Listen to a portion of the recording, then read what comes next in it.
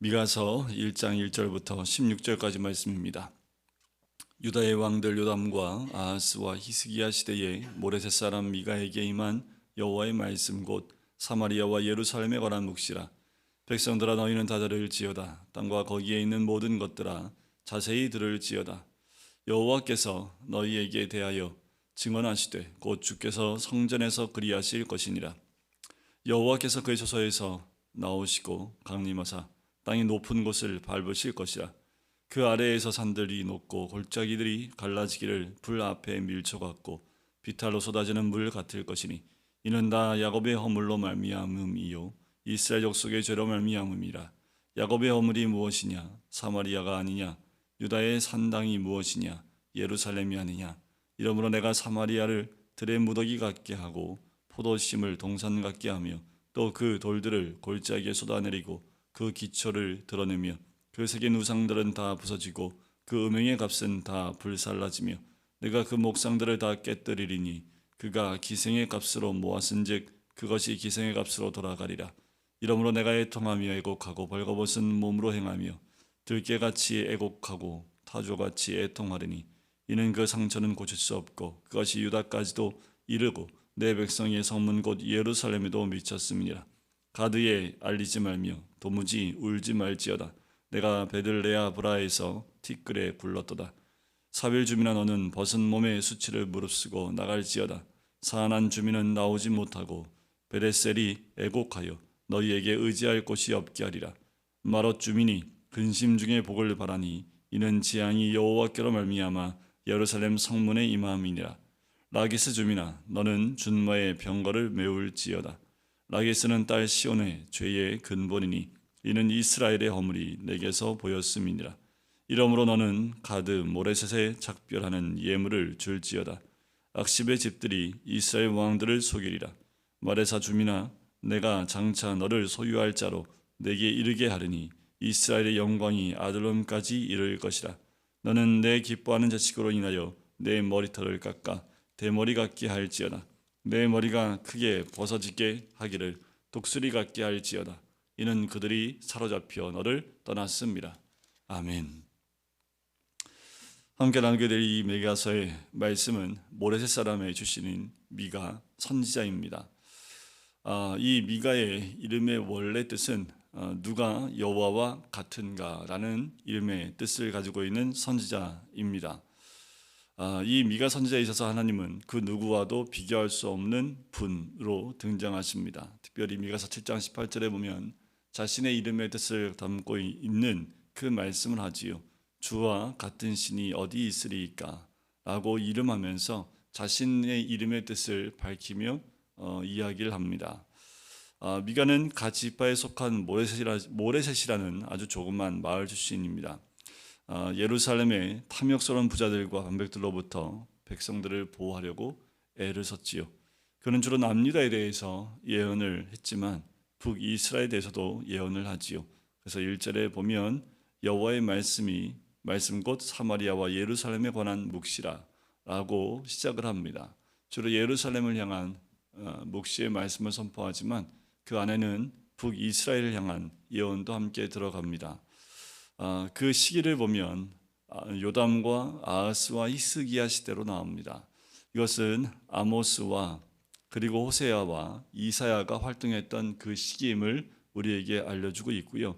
또 이 시대를 통해서 이때 히스기야 시대 때 북이스라엘이 아수르에서 멸망을 당합니다.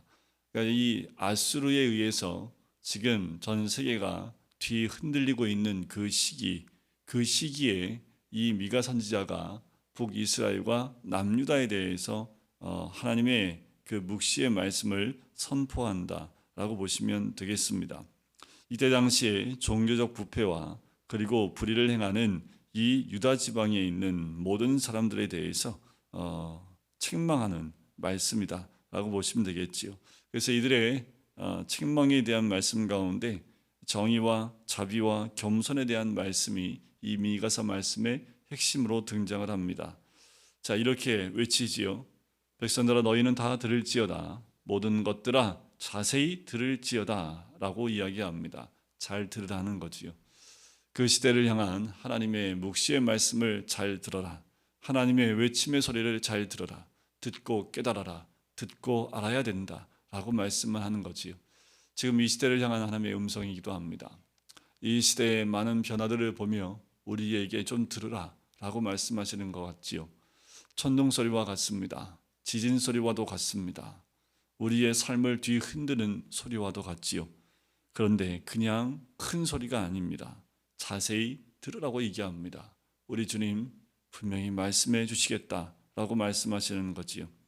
여호와께서 강림하실 곳인데 바로 높은 곳을 밟으실 것이다라는 거지요. 너희들이 말하는 그 높은 곳은 어디일까요? 우상을 섬기는 곳입니다. 우상을 섬기고 온전히 하나님을 섬기지 못하는 너희 마음의 높은 곳, 너희들이 그렇게 우상을 섬기는 그 높은 곳을 밟으실 것이다 라고 이야기하지요. 유다의 야곱의 허물과 이스라엘 족속의 죄에 대한 부분을 이야기합니다. 남유다나 북이스라엘이나 공통적인 것은 우상을 섬기고 있는 그들의 음행입니다. 7절에 보면 정확하게 등장하지요. 그 새긴 우상들은 다 부서지고 그 음행의 값은 다 불살라지며 내가 그 목상들을 다 깨뜨리리니 그가 기생의 값으로 모았은즉 그것이 기생의 값으로 돌아가리라. 영적 육적 음행에 대한 부분들을 정확하게 주님 말씀하십니다. 이 음행의 골은 굉장히 깊습니다. 유다 지방에 특별히 이스라엘 백성들 가운데 이 음행에 대한 영적 음행에 대한 우상을 섬기는 이 부분들은 가나안 땅에 이스라엘 백성이 들어와서 하나님만 섬기지 못하고 계속해서 우상을 따르고 있는 이들의 모습이 자유롭지 못합니다. 하나님만 섬길 수 있도록 하나님의 살아계심을 여러 가지 방법으로 보여줬음에도 불구하고 여전히 산당을 찾고 또 우상을 찾고 있는 이들의 모습, 가나안 땅에 여전히 그 땅을 지배하고 있다라고 믿고 있는 그 우상들을 섬기고 있는 이 이스라엘 백성에 대해서 이제 하나님께서 마지막 경고의 메시지를 하시는 거지요. 그 모든 것을 밟으실 것이다라는 거예요. 우리가 돌이키지 않고 주께로 나오지 아니하면 주님은 반드시 그 모든 것, 하나님을 온전히 섬기지 못하게 하는 모든 것들을 밟으실 것이다라는 거지요. 그것이 바로 죄악의 뿌리가 될 수밖에 없습니다. 하나님만 바라야 될 우리가 하나님만 바라보지 아니하고 세상의 것과 또 다른 것들을 섬기고 있는 모습들, 여기서 하나님은 온전히 벗어나기를 원하시는 거지요. 온전히 하나님만 섬기기를 원하시는 겁니다. 그렇게 하나님이 이스라엘 백성을 인도하셨고 또 하나님께서 그들에게 가나안 땅을 허락해 주셨음에도 불구하고 하나님을 온전히 섬기지 못한다라는 거지요. 마지막 때에 살고 있는 우리들을 향한 하나님의 음성이기도 합니다. 하나님의 살아계심을 아무리 보여줘도 돌이키지 않고 하나님의 살아계심을 아무리 보여줘도 하나님만 섬기지 아니하며 세상을 따르고 있는 이 그리스도인들을 향한 하나님의 음성이지요. 세상에 하나님은 하나님을 알지 못하고 거부하는 자들을 향한 하나님의 음성이 아닙니다. 알수를 향한 하나님의 음성이 아니라는 거예요. 하나님을 알고 있고 믿고 있는 자들을 향한 하나님의 경고의 메시지라는 거지요. 그러면서 이 유다와 예루살렘에 미치게 될 그 상처에 대한 부분들을 8절부터 16절까지 이야기합니다. 우리가 알지 못하는 그 성의 이름까지 등장하지요. 우리가 잘 몰라요. 하지만 이 때에 예루살렘 주변에 살고 있는 모든 주민들은 자기들이 주목되고 있는 것을 알겠지요. 매 절마다 그 주민들이 등장합니다. 11절에 보면 사빌 주민아, 12절에 마롯 주민이, 13절에 라게스 주민아, 이렇게 주민들의 이름, 15절에 마레사 주민아. 그래요, 우리가 알지 못하지만 이 지목된 주민들의 백성들은 얼마나 두려움으로 떨게 될까요? 주님은 예루살렘과 함께 이름도 알 수 없는 그 마을들 하나하나를 다 기억하고 계시고 그들을 향해서 돌이키기를 원하고 계시지요. 여전히 이들에게서 죄악이 그리고 그 상처가 회복되어지고 온전함으로 주님께 나오기를 원하시는 것이 우리 주님의 마음입니다. 여러분, 돌이킬 수 있을 때 돌이키는 것이 은혜이지요. 하나님의 책망이 있을 때 그 책망의 소리를 들을 수 있는 것이 은혜입니다. 아무리 하나님이 묵시를 전할 수 있는 선지자를 보내도 그 마음이 주께로부터 멀어져 있는 자들은 그 음성을 들을 수가 없지요.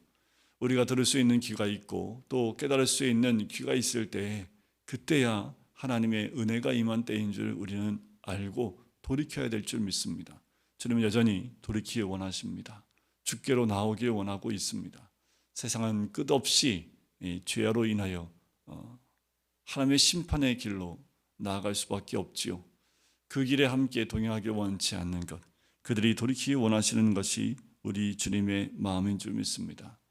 그들이 죄악된 곳에서 상처가 그들의 삶 가운데 임하게 되는 것 주님이 원치 않으시고, 그들이 회복되기를 원하시는 것이 우리 주님의 마음이고, 또 미가 선지자를 통해서 반복해서 말씀하시는 거지요. 주와 같은 신이 어디 있으리까? 라는 거지요. 우리 하나님과 같은 신이 어디에 있습니까? 그럼에도 불구하고 우리가 하나님의 은혜를 가지고 살고 있고 은혜를 통해서 살고 있음에도 불구하고 돌이키지 않는 그들을 향해서 주님이 외치시는 거지요. 여러분, 이 외침에 반응할 때에 오늘도 우리가 예수 그리스도를 깊이 묵상하고 예수 그리스도를 더 깊이 바라보고 예수 그리스도만 바라볼 때에 우리에게 살 소망이 있고 회복될 기회가 있는 줄 믿습니다. 우리가 이 땅의 것, 안개같이 사라질 것 가운데 우리의 중심을 두는 것이 아니라 영원한 것에 우리의 마음을 두고 예수 그리스도만 바라보시는 오늘 하루가 되시길 주의 이름으로 간절히 축원드립니다. 사순절이 지나가는 이때에 우리가 더 깊이 주님을 생각하고 또 예수 그리스도를 매일매일 만날 때에 우리의 삶의 방향이 삐뚤었던 방향들이 다시 한번 주께로 다시 회복되어지고 또 주님이 원하시는 그 길로 나가게 될 줄 믿습니다. 오늘도 그렇게 주님께 한 발자국씩 더 가까이 나가시는 이 하루가 되시기를 주님의 이름으로 간절히 축원드립니다. 기도하겠습니다. 주와 같은 신이 어디 있습니까? 미가 선지자를 통해서 이스라엘 백성을 깨우기 원하시고 자세히 들으라 말씀하시는 것처럼 자세하게 그들의 한 마을마다 골골마다 말씀하시며 그 주민들을 깨우고 계시는 주님의 음성을 듣게 됩니다. 하나님, 지금도 오늘도 우리를 깨우시고 또한 주님 앞에 무릎 꿇기 원하시는 아버지 하나님, 주님 앞에 나올 때 회복의 기회를 주시는 주님, 우리가 그 무엇보다 주님 앞에 무릎 꿇을 수 있는 자들, 이 마지막 때를 살고 있는 우리들 주님이 끝없이 들려주시고 자세히 들을지어다 말씀하시는 그 음성의 귀를 기울여 이제 돌이켜 예수 그리스도를 더 깊이 생각하고 또 주님만 바라보는 우리가 될 수 있도록 축복하여 주시옵소서. 감사드리며 예수 그리스도의 이름으로 기도드립니다. 아멘.